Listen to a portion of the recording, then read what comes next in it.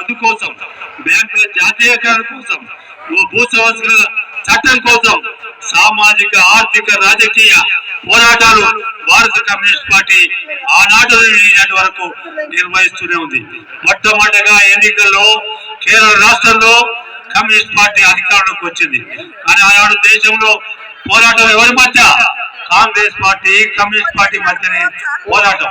అందువల్ల ఈ కేరళలో కమ్యూనిస్ట్ పార్టీ అధికారంలోకి వచ్చింది.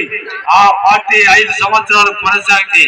ఈ దేశం కమ్యూనిస్ట్ పార్టీగా మారడానికి అవకాశం ఉంటుందని కుట్ర రాజకీయాలతో ఆ ప్రభుత్వాన్ని రద్దు చేయడం అనేది జరిగింది. అయినా మళ్ళీ ఎన్నికల ద్వారా కేరళ, మరి అట్లాగే బెంగాల్, త్రిపుర రాష్ట్రాల్లో కమ్యూనిస్ట్ ఫ్రంట్ గవర్నమెంట్లు అధికారంలోకి వచ్చాయి. మరి ఇప్పుడు భారతదేశంలో ఎందుకు అధికారంలోకి రాలేకపోతుందంటే మరి ఈ ఎన్నికల విధానం, ఈ డబ్బుల మయం.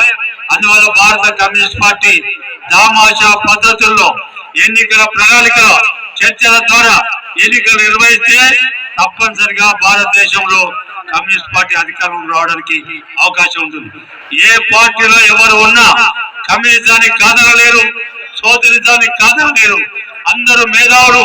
మరి ఏ రాజకీయ పార్టీకి సంబంధం లేని మేధావులు చెప్తా ఉంటారు. కమ్యూనిస్ట్ పార్టీ బలహీనం కావడం వల్లనే ఈ దేశానికి ఇలాంటి కష్టాలు వస్తా ఉన్నాయి.